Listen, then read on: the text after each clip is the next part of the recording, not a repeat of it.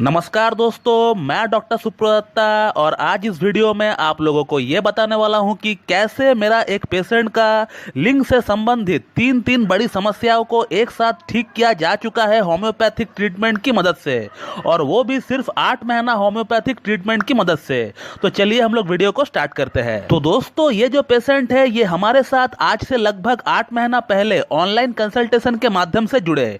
इनको बेसिकली 3 समस्याएं थी और उन तीनों समस्याओं में से 2 समस्याएं तो सर्जिकल कंडीशन थी अकॉर्डिंग टू एलोपैथी, जिसे ठीक करने के लिए एलोपैथी के पास कोई भी ऐसा मेडिसिन नहीं है, और इसीलिए एक एलोपैथिक डॉक्टर इन कंडीशंस के लिए सीधा सर्जरी ही रेकमेंड करती है। तो दोस्तों, पहले मैं आप लोगों को बताना चाहूंगा कि ये जो पेशेंट है ये क्या क्या प्रॉब्लम्स लेकर हमारे पास आए थे। तो इनका जो पहला प्रॉब्लम था वो ये था कि इनको पेरोनिस डिजीज की शिकायत थी। अब ये पेरोनिस डिजीज क्या होती है कि लिंग में एक अजीब तरह की टेढ़ापन आ जाता है, एक कर्वेचर की शेप में आ जाता है लिंग। आप गूगल पे अगर लिखोगे पेरोनिस डिजीज तो फिर आपको पता चल जाएगा कि ये क्या होता है। और इसी के साथ इनको शॉर्ट फ्रेनुलम की भी शिकायत थी। अब ये शॉर्ट फ्रेनुलम के ऊपर मेरा 2 यूट्यूब वीडियोस अपलोडेड है, आप उन वीडियोस को भी देख सकते हैं। इसमें क्या होता है कि ग्लांस के साथ लिंग की एक जो कनेक्शन होती है, आपने देखा ही होगा कि लिंग के ठीक नीचे एक पतला इलास्टिक रबड़ जैसा स्किन कनेक्टेड होती है लिंग की हेड से शाफ्ट तक, और जिसके कारण हमारा लिंग का फोर स्किन आराम से स्मूथली आगे पीछे हो पाता है।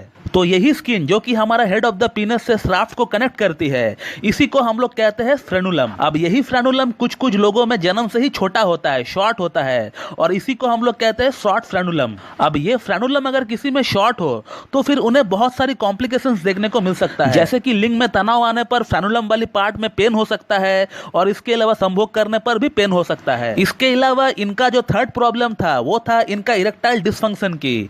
हालांकि इरेक्टाइल डिसफंक्शन की जो समस्या थी वो तो इनका 1 ही महीना में क्योर हो गया, लेकिन बाकी 2 समस्याओं को ठीक करने में हमें थोड़ा टाइम बिल्कुल लगा, क्योंकि ये जो कंडीशंस है ये एक सर्जिकल कंडीशन मानी जाती है अकॉर्डिंग टू एलोपैथी। और आप अगर इन प्रॉब्लम्स के लिए सर्जरी करवाएंगे तो भी आपको नॉर्मल होने में, अपना सेक्सुअल एक्टिविटी फिर से चालू करने में आपको कम से कम 4 से 5 महीना तो लग ही जाएंगे। और सर्जरी की खर्च की तो आप बात ही ना करो। मेरा यह पेशेंट मेरे पास आने से पहले दिल्ली का एक मशहूर एंड्रोलॉजिस्ट के पास से होकर आया है, जहां इनको 3 लाख का खर्च बताया गया था। 2 सर्जरी इनको करवाना था, एक पेरोनिस डिजीज के लिए नेस्बिट सर्जरी इनको करवाना था, और दूसरा इनको शॉर्ट फ्रेनुलम के लिए फ्रेनुलोप्लास्टी इनको करवाना था, और इन दोनों सर्जरी के लिए इनको 3 लाख मांगा गया था।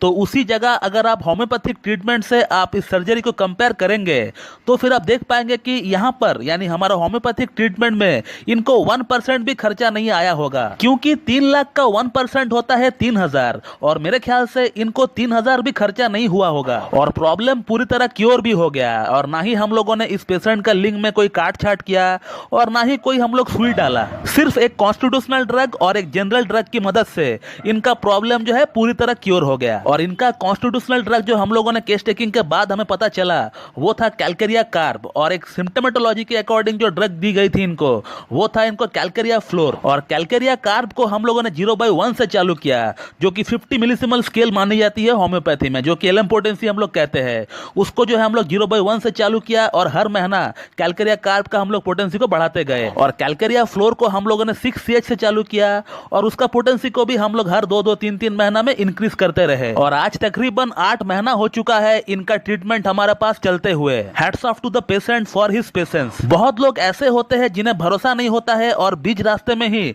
ट्रीटमेंट को जो है छोड़कर चले जाते हैं, लेकिन ये जो पेशेंट है मैं इनको हैट्स ऑफ इसलिए किया क्योंकि ये जो है 8 महीना और अपना इंतजार किया अपना प्रॉब्लम को ठीक होने के लिए। इन्होंने मुझ पर भी ट्रस्ट किया और अपना हौसला को भी बुलंद रखा, और इसीलिए आज रिजल्ट आप सबके सामने है। आप देख सकते हो कल ही इनका काउंसलिंग डेट था, यानी कल इनका 8 महीना हो चुका है हमारे पास ट्रीटमेंट को लेते हुए। और उन्होंने अपना प्रॉब्लम के रिगार्डिंग क्या लिखा है मुझे व्हाट्सएप पे आप पढ़ सकते हो। तो आप लोगों में से बहुत लोग ऐसे हैं जो कि मुझे अक्सर पूछा करते हैं व्हाट्सएप पर, ईमेल पर, कि क्या पेरोनिस डिजीज या शॉर्ट फ्रेनुलम जैसी कंडीशन को ठीक किया जा सकता है होम्योपैथिक ट्रीटमेंट की मदद से। तो मेरे ख्याल से उन सभी लोगों को जवाब मिल चुका होगा ये वीडियो देखने के बाद। बहुत दिनों से मैं इस टॉपिक का ऊपर एक केस शेयर करना चाह रहा था, लेकिन अनफॉर्चुनेटली मेरे पास पेरोनिस डिजीज या फिर शॉर्ट फ्रेनुलम का एक भी केस नहीं था। So thanks to Rakesh ji for giving me the permission कि मैं उनका केस आप लोगों से शेयर करूं। लेकिन मेहरबानी करके आप लोगों में से कोई भी इन मेडिसिन को आप अपना प्रॉब्लम के लिए यूज ना करें, क्योंकि ये मेडिसिन ना ही आपके लिए है और ना ही आपका प्रॉब्लम के लिए ये काम करेगी।